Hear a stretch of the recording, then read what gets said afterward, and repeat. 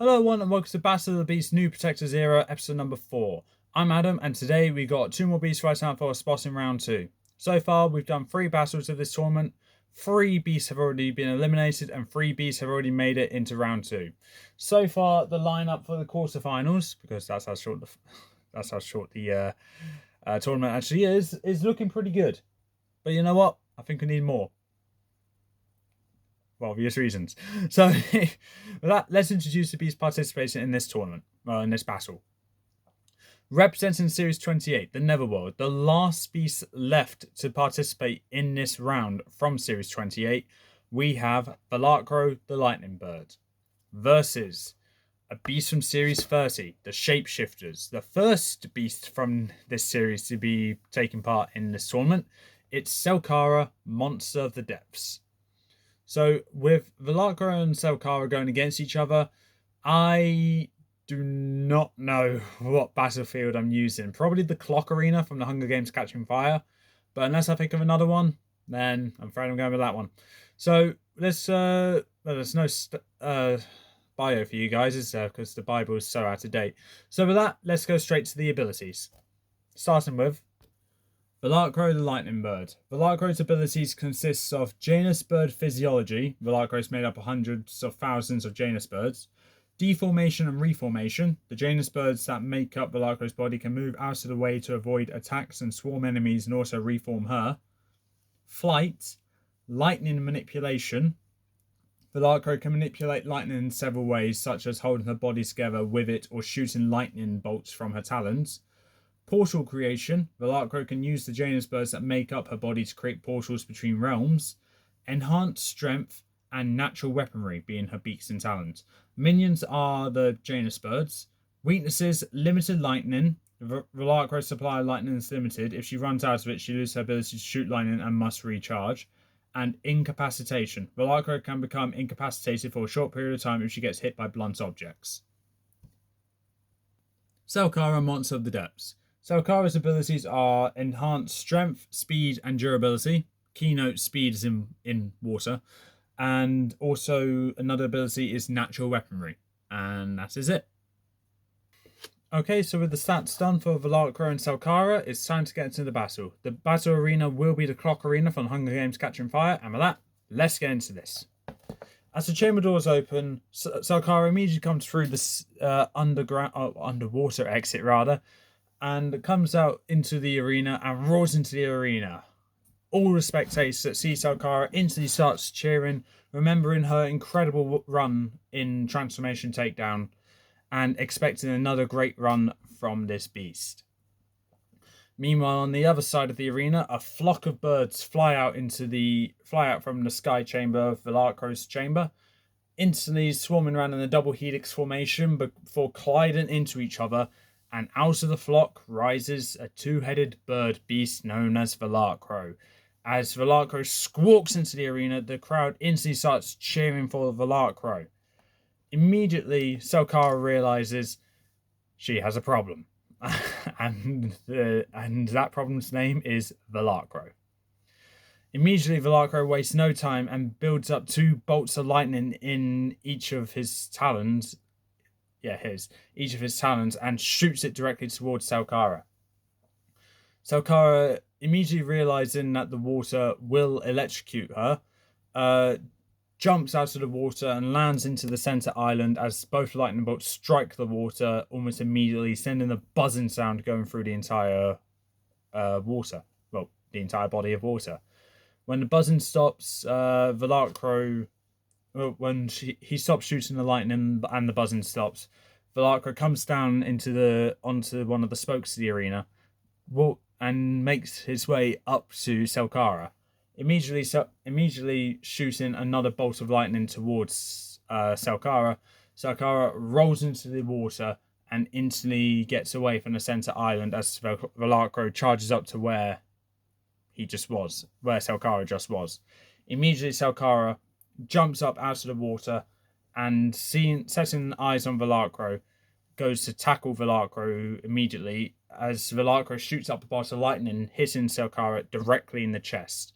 Selkara gets electrocuted but continues with gravity with gravity forcing herself into Velakro. Immediately, the bird is crushed underneath Selkara's weight, and with one claw, well, one of the two hands, one on each of Velakro's necks, pinning Velakro down. The other hand instantly goes to grab Velakro's wings and breaks them. Velakro squawks in pain over this, and immediately a bolt of lightning goes through the entire body of Velakro, giving Selkara a minor shock as a flock of Janus birds fly around Selkara and instantly forming back up behind her before shooting another bolt of lightning into Selkara's back. Selkara falls to the ground of the center arena, twitching from all the lightning. As Velakro goes to shoot another lightning bolt towards Selkara, Velakro is shocked to find out that there's no more electricity running through him. Frustrated by the fact he now needs to recharge, he comes down to the center island and with his talons pins two of Selkara's arms down and bites into the shoulder blades of Selkara's other arms. Immediately, Selkara roars in pain over this and tries to struggle to break free. But with Velakro's entire body weight on top of Selkara can't get out. Selkara whips her tail around and smashes it onto Velakro's back, catching him off guard for a bit as he turns around to figure out what that was. Immediately, Selkara uses that to her advantage and pushes herself up, immediately grabbing a nearby rock, turning around and slamming it right into the side of one of the Velakro heads as that head droops over. Immediately, Selkara grabs the other Velakro head with her neck before slamming that head into the ground and grabbing onto the other head before it regains consciousness and slamming them both together repeatedly until both heads are flopped over. And as she continues to doing that, the audience members are just staring at this bird, which somehow was silly enough to come down to eye level with Selkara, and now is now being taught a lesson. As Selkara's lower claws are digging into Velakro's body, Velakro immediately comes to and squawks in pain before having their heads smashed in together again. They bite onto each of Selkara's claws, which are holding their necks in place. Immediately, Selkara lets go and stops with digging into Velakro. As Velakro gets back up, pushes Selkara over, and using his talons, digs them into two of Selkara's arms before hoisting Selkara up. Selkara, using her remaining two arms, which aren't being held up by Velakro, grabs onto Velakro's talons and is trying to force Velakro to pull her down. But that doesn't seem to be working. Eventually, Velakro feels a bolt of lightning go through him as he instantly deforms into a bunch of Janus birds. As Selkara realizes that she's going to fall, she falls. Selkara, knowing that there's an arena below her, she needs to try and land into the water to even have a chance in getting out of there unscathed. Velakro immediately reforms back into, Velakro, and feeling more lightning being filled up inside of her after recharging, he shoots two bolts of lightning directly towards the water, electrocuting it, ready for when Selkara falls into it. Selkara, seeing the problem, immediately angles herself to land directly onto the center arena, roaring in pain as she does, but not getting electrocuted. As she steadily tries to regain herself, she looks up to see two more bolts of lightning coming straight down towards her. Selkara rolls back to avoid it, but Velakro's already predicted that and angles the lightning to actually hit the water. Immediately, Selkara starts roaring in pain as she starts getting electrocuted violently. As Velakro comes down to the center island to see Selkara's body just sink down to the lower depths as Selkara falls unconscious. Velakro, not really knowing what to do, realizes that he needs to get down to Selkara to ensure she's dead. As he looks over to his chamber, realizing the door is still not open, he knows Selkara is still alive. With one loud squawk, he commands a portal to open at the bottom of the arena, and with another loud squawk, the portal opens in a far-off realm. As the water drains out off the arena into that far-off realm, flooding that realm, by the way, the spectators see the water sinking, and now just a floating clock face of what it was the arena. And Selkara, now wide awake at the bottom of the arena, unable to get out, as she's now trapped. Immediately, Velakro sees this, and after closing the portal again, he flies up to the sky and slams his entire body into the clock face before shattering all the spokes and causing all the rocks to start coming down on top of Selkara. Selkara covers her head before for all the rocks to land right around her, next to her, and on her. And as Velakro squawks up into the air in an almost mocking manner, Selkara picks up a rock with each of her hands and chucks all four of them directly at Velakro. All four of them hit Velakro in a direct shot, and Velakro squawks in pain at this before looking down at Selkara, who has another four rocks ready and chucking them right at him as well.